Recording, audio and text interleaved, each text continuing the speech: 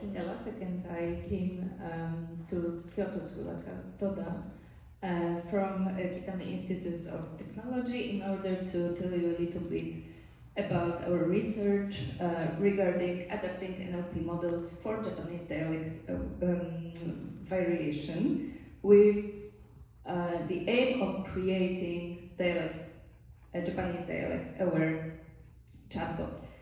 Today I would like to elaborate on our data collection and data preprocessing and basically experiments that we have conducted so far and main observations.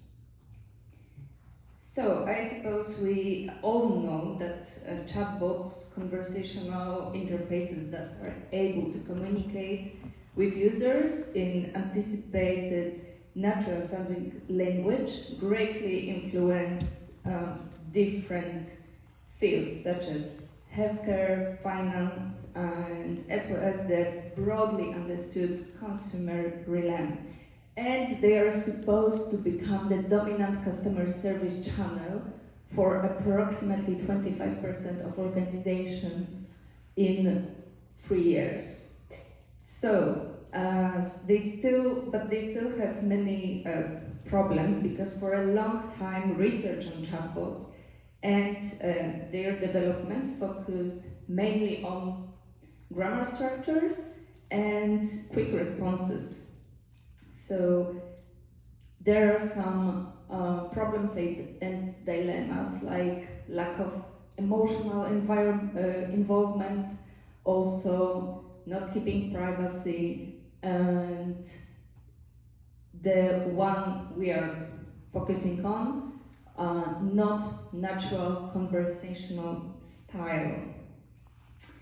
In 2022 in Japan, one company conducted a survey related and regarding chatbot usage in Japan, and it turned out that about 80% of respondents found chatbots useful, and obviously they were happy that they can get answers quickly, but among some complaints, there were not only complaints about answers, but also inability to engage in natural dialogue in context, and also that chatbots don't respond to a slight change in expression, which also is a part of the fact that each user has its own style.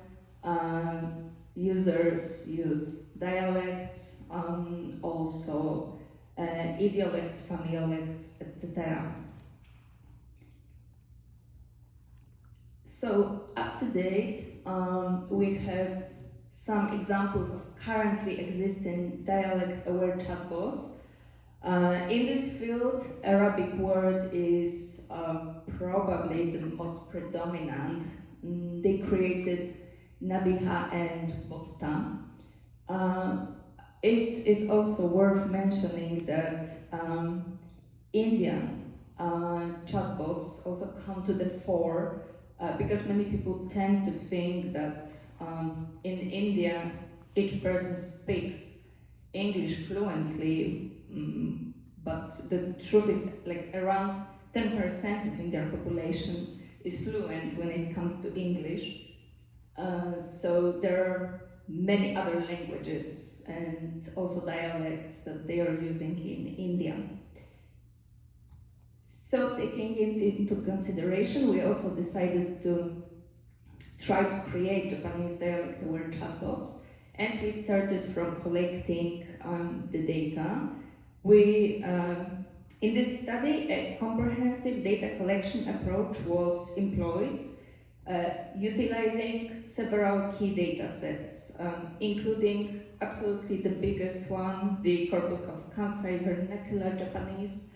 That is because Kansai dialect, also called Kansai Ben, is absolutely among researchers the most popular and maybe also most likable. The second one is Corpus of Japanese Dialects, Koyats, which is absolutely the most diverse one from all of these. And three smaller ones are Japanese dialect conversations data, crowdsourced parallel speech corpus of Japanese dialects, and Japanese multi-dialect corpus. They, the creators of these three data sets used different dialects, but not too many of them and not all of them.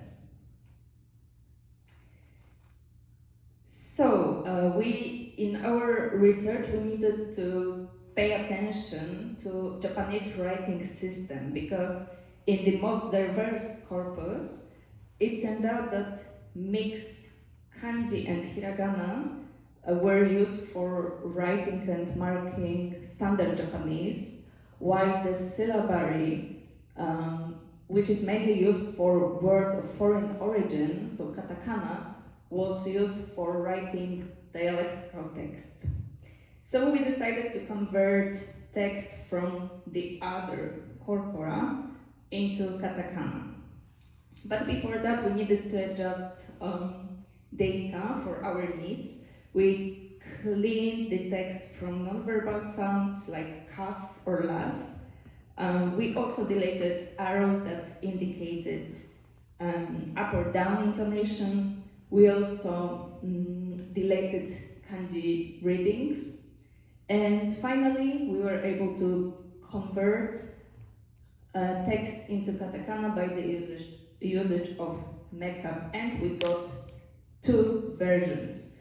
One is more morphemic one, and the second one is phonetic one. So it is believed that the phonetic version is going to be more useful when it comes to Japanese dialects. So let's take a look into the example. This sentence in English means something like, well, in the old days it was nothing but floods happening one after another.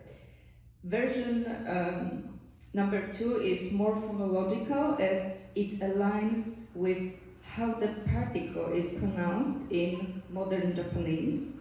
And this form reflects the spoken language more closely, making it a better representation of the actual sounds of contemporary Japanese.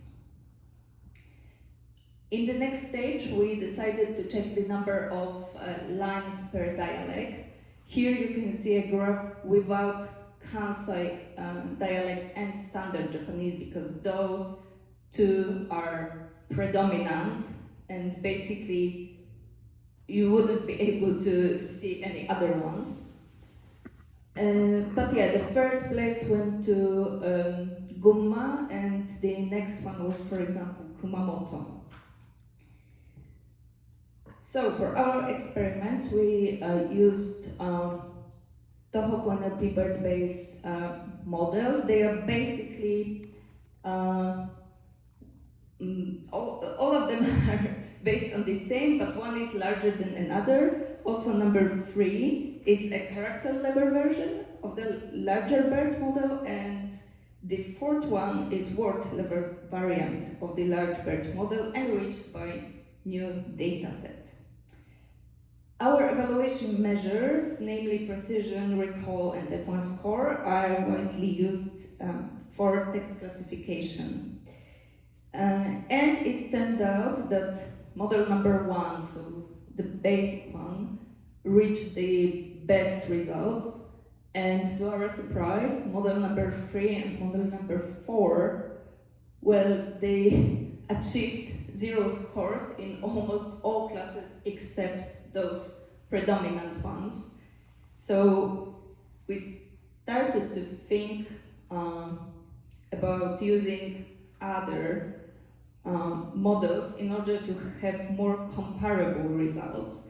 And that is why we decided also to check how Google BERT-based multilingual uncased and cased models are going to perform. And here, finally, we got maybe not better, but at least comparable results. Still, Tohoku NLP, the basic version, had the best performance. But let's take a look into the details. Kansai dialect, with the largest amount of sentences, reaches the best results, whereas classes with small amount of sentences usually had results 0, or some of them a little bit more than 0, but still nothing that much surprising. An interesting case is an Okinawa region that reaches a good performance despite quite small amount of the data. The reasons for that might be that Ryukyuan languages or dialects, they have very strong dialectical features, and researchers are still disputing about whether we should actually call them languages or dialects of Japanese. Some researchers also think that it is actually both. And there were some classes with very moderate performance, like Oita, but many classes actually reached results between 0.20, 0.40. A significant disparity between precision and recall also was observed for some dialects. The first one was Fukuoka, but even bigger surprise was class 24. And those imbalances might suggest that while some models are fairly effective at recognizing instances they can detect, they still fail to capture a significant amount of relevant dialectical data. I think the most important observation we made was that, without a shadow of a doubt, there is a strong correlation between number of sentences and F1 scores, but with some exceptions. In the future, we would like to check whether it will be possible to pull up the results by hyperparameter optimization, and whether learning rate implementation will affect our results. I think it is also important to say that the challenging in dialect detection are very serious due to data scarcity, and I wish we had more data for those low-resourced dialects, but for the time being, I believe we collected as much as it was possible. And probably in the future, we will also need to pay more attention to style shifts and Japanese honorific language, and take a look how it behaves in dialectical sentences. That's all from me. Thank you very much.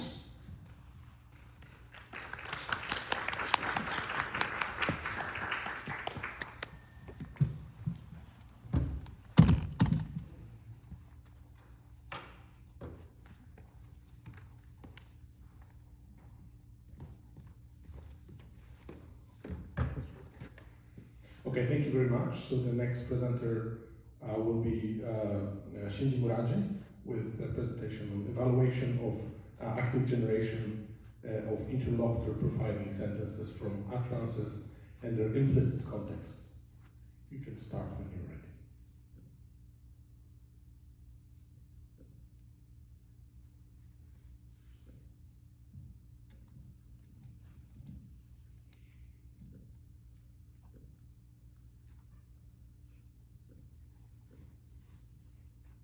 Thank you for the introduction.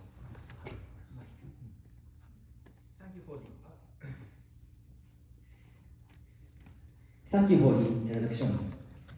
First, let me explain what the profile sentence in the title means. In this work, I listed information about the speaker we call profiling sentences.